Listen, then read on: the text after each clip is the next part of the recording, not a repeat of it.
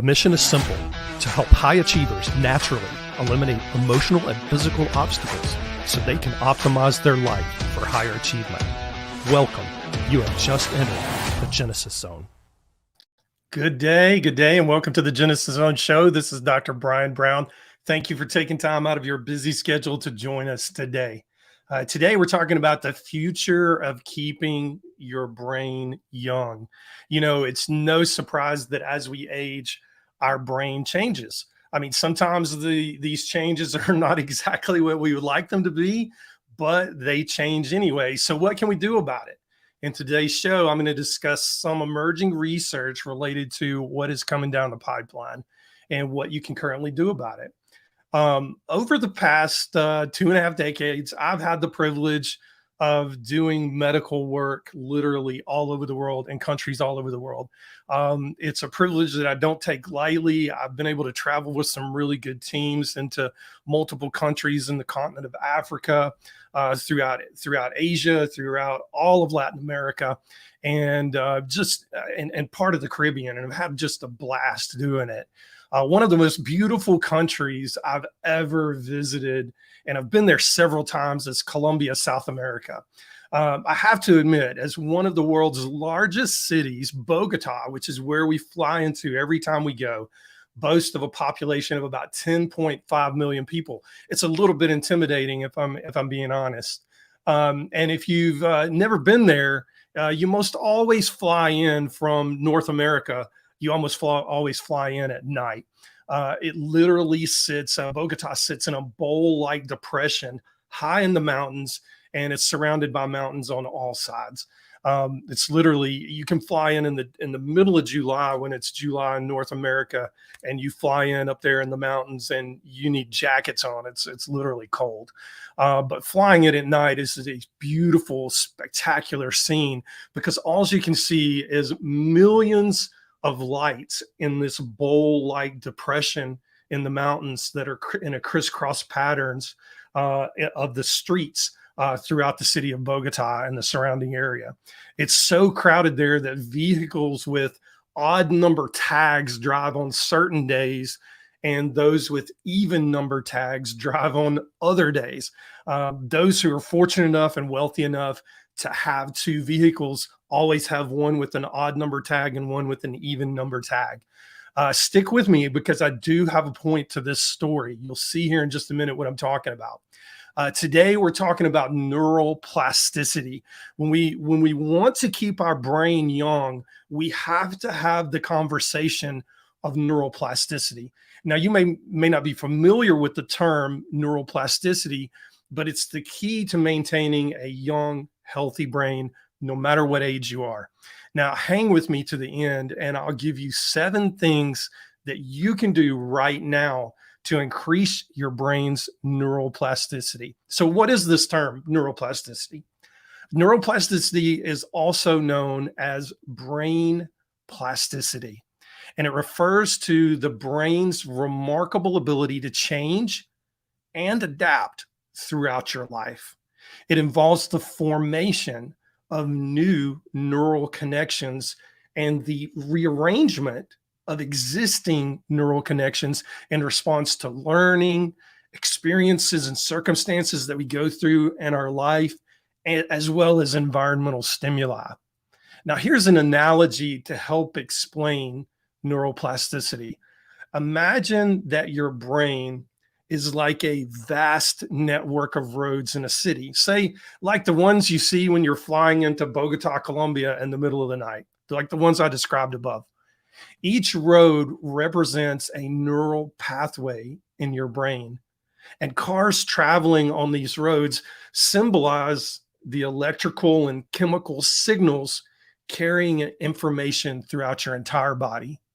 Now, initially, the city's roads are fixed and they follow a particular pattern. Now, when they're first built, these roads, they're smooth, they're pristine, they don't have any lumps or bumps or potholes in them. And as the roads age, things start to wear down and potholes and cracks begin to appear that need repairing. Yet at the same time as you learn and experience new things, the city starts to change and adapt to those experiences. So neuroplasticity is like a construction crew continuously working on the roads, building new roads, new pathways, and repairing and modifying existing ones. When you learn something new, for example, it's like opening up a new road, creating a new road in the city. The more you practice and reinforce that knowledge or skill, the more traffic it attracts and the stronger that road becomes, because that road has a lot of traffic. It has to get a lot of attention from the repair crew and the construction crew. Conversely, if you stop using a road, like neglecting a skill or forgetting information, the traffic on that road decreases and it may eventually fade away. Now, figuratively, it's like the road is getting covered with vines and debris. Now, you may think this is a bad thing. This is a bad concept to have roads that become neglected and get old. It's not necessarily a bad thing. This represents the brain's ability to reorganize and prune certain connections that are no longer useful or relevant because more efficient pathways or roads have been built. Now, in this analogy, the brain's ability to exhibit neuroplasticity is akin to a city's infrastructure, that construction crew, the city planners, the engineers, constantly evolving to accommodate the new demands that the brain and the environment are placing on it, therefore rerouting traffic and optimizing transportation routes and transportation flow throughout the neurological system.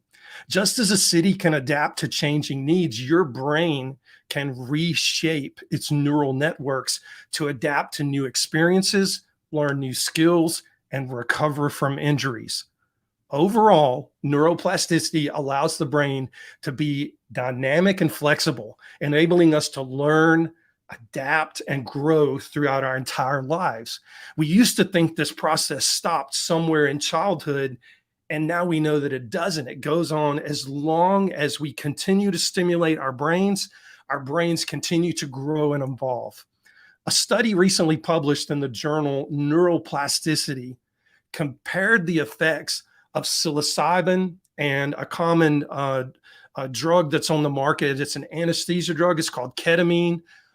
They compared these two to the chemical DMT that is excreted from the Sonoran desert toad. Believe it or not, it's in the oil on the skin of the Sonoran desert toad. Extremely high in DMT. It's used by indigenous peoples for centuries and medicinal and religious ritual uses. Now, DMT has been known to be one of the main active components related to the therapeutic effects of psychedelic medications for decades. We've known this for decades, but a lot of research is being poured into this specific compound right now. And this particular study brings that out. So in this study, researchers found that evidence of neuroplasticity as viewed under an electron microscope, they found that there was a 10 to 15% increase in neuroplastic activity in the nerve construction throughout the brain. And this was similar to psilocybin and similar to ketamine in previous studies that they had done. And the most amazing thing was this happened with one dose, and the effect of that neuroplasticity lasted a month. So this is absolutely amazing information. It's validating what we already know, but now we're isolating that DMT compound and studying the DMT compound itself. So we're beginning to understand where the neuroplastic effect comes from with these psychedelic medications that we're beginning to see therapeutic uses for. Now, you may be thinking, but Dr. Brian, psilocybin isn't even legal in the United States yet for therapeutic use. It's not legal yet. It has been decriminalized in certain states. The state of Oregon has decriminalized it. And then there are other sanctuary cities that have decriminalized it because they see the therapeutic uses for psilocybin, and those types of things. So we're starting to see movement in the right direction. Big Pharma has a synthetic psilocybin that's supposed to be coming out on the market in the next few years. They're in final phase clinical trials, but there is movement in that direction. But you're right, psilocybin technically is not legal anywhere in the United States right now. But what can you do about that? Well, there are ketamine clinics in almost every single state across the United States. Most of them are run by anesthesiologists and things like that. I have a friend that works out west. He's an anesthesiologist, and he has a ketamine clinic that he uses to treat post-traumatic stress disorder, severe depression, anxiety, panic attacks, so on and so forth. And they're doing amazing work out there. So there are options available right now when it comes to ketamine and ketamine clinics. So if you're interested in that, you want to know any more information, I'll be glad to share my friend's information who's out west. I have a beautiful clinic, and you can go out there and be treated by them and take a mini vacation and actually have a really, really great experience. So there are options. That's what I want to be clear about. But if you're leery about the whole psychedelic thing to begin with, you're not even sure you even want to do ketamine, even though it is legal, what can you do? Well, there are several activities and lifestyle choices that you can make to help increase your brain's neuroplasticity and promote a more adaptable and flexible brain. Here are some strategies. Lifelong learning, number one. Engage in continuous learning and intellectual stimulation. Challenge your brain with new and complex activities, such as learning a new language, learning to play a musical instrument. If you're already playing a musical instrument, step it up, go get lessons, learn to play more difficult pieces of music, solving puzzles, taking up new hobbies, learning new skills, and encourage the formation of new neural connections. Number two is physical exercise. Regular aerobic exercise has been shown to have positive effects on brain plasticity. It increases blood flow to the brain, promotes the release of growth factors, and improves overall brain function.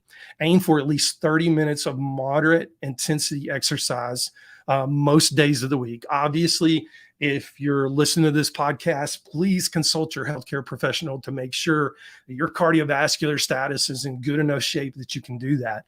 But physical activity, physical exercise, especially aerobic exercise, is critically important. Number three, cognitive training. Engage in brain training activities specifically designed to enhance cognitive abilities, such as memory exercises, attention task, and problem-solving exercises. These activities can help strengthen neural connections and improve cognitive functioning. There are plenty of companies that have popped up in the past few years online that are specifically cognitive training companies, and they're either computer-based or they're app-based on your phone, and they just run your brain through the paces of keeping your brain very exercised. Your brain is a muscle just like your heart, just like your arms and your chest and your legs. It's a muscle that has to be exercised. Number four, novel experiences. Seek out new experiences, new environments. Travel to unfamiliar places and explore different cultures. Try new foods and engage in activities that challenge your comfort zone. Even if you only learn a few words, learn a few communication words when you travel into these areas. I remember the first time that I went to Eastern Africa, and I was traveling in several countries at that time, and Swahili was the primary language. I got a Swahili primer, a book, and I learned some basic languages like greeting languages. How do you find the bathroom? How do you request food? Those types of things. And it keeps your mind exercising at all times. So seek out those novel experiences, and it will train your brain to form these new and beautiful neural connections. And the number five is social interaction. Please, if you don't do anything else, maintain an active social life and engage in meaningful social interactions. Regularly connecting with others, engaging in conversations, and participating in group activities can stimulate the brain's plasticity and improve cognitive functioning. Number 6, mindfulness and meditation. If you've hung around this show long enough, you know that I am a preacher of mindfulness and meditation. Practicing mindfulness and meditation techniques can help improve attention, focus. They can help with emotional regulation. And these practices have also been associated with positive changes in brain structure and function. In fact, I've done a podcast episode a couple of years ago on the fact that mindfulness and meditation alone can literally reprogram the genes to cut off inflammatory genes. And there's research to prove that. And number 7, finally, healthy lifestyle. Adopting a healthy lifestyle overall can support brain plasticity. This includes getting sufficient sleep, eating a balanced diet rich in brain healthy nutrients.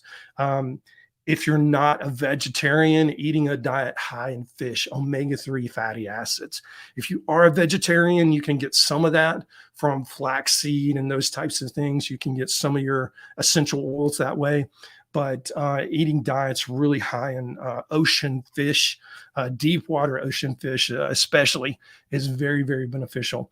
Minimizing stress, avoid smoking, and limiting alcohol consumption also are healthy lifestyle choices to help program more positive neuroplasticity.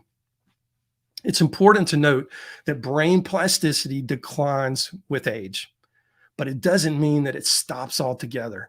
By incorporating these strategies into our daily life, you can support and enhance your brain's plasticity, promoting lifelong learning, adaptability, and cognitive function. Don't give up on yourself. Never, ever, ever give up on yourself. Keep constantly learning, keep constantly moving forward, keep constantly pushing yourself every single day. That's all I've got for today.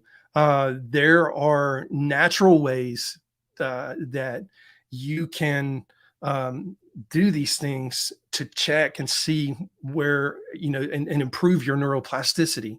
But from a genetic standpoint, we know that inflammation can bring down neuroplasticity, neuroplastic ability. So the brain's ability to form new pathways is hindered when we either have a high toxic load, we're not detoxifying well, or we have a high inflammatory load. We can look at your genetics and see where you are on both of those things. Additionally, if you're not methylating well, and I'm talking about looking at all 5 phases of the methylation pathway, not just one phase of the methylation pathway like many of the direct-to-consumer genetic testing companies do. They only look at one phase. But when you look at all 5 phases of the methylation pathway and you understand what's going on physiologically in your body, if you're not methylating well, you're potentially shutting down over 300 metabolic processes in the body. And many of those are related to neuroplastic activity.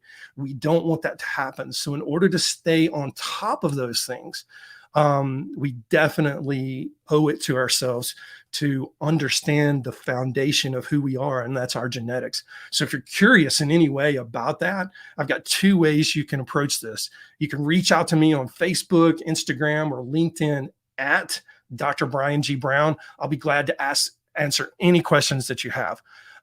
You can comment below if you're watching online now and not listening to this on podcast. You can comment below this this post where you're seeing this video, or if you're listening to it on podcast or YouTube, you can also comment below the YouTube video. Or again, just reach out to me on Facebook, LinkedIn, or Instagram at Dr. Brian G. Brown. I'll be glad to answer any questions that you have about genetics and neuroplasticity and things like that. If you're a self-starter type person and you just want to kind of self-educate yourself about genetics and kind of get a basic understanding of that, I have a free boot camp that you can participate in. Go to drbriangbrowncom.com/gene hack/bootcamp. You see the URL right there on the screen. And you can follow that link and find out more information about that boot camp. And if you have any questions about that, again, feel free to reach out to me. That's all I've got for today. This is Dr. Brian Brown. Thank you for taking your time, most informed, most trusted, and truly a heart filled full of gratitude that you've spent this time with me here today on the Genesis Zone Show. Until next time, stay in the zone. I'm Dr. Brian Brown.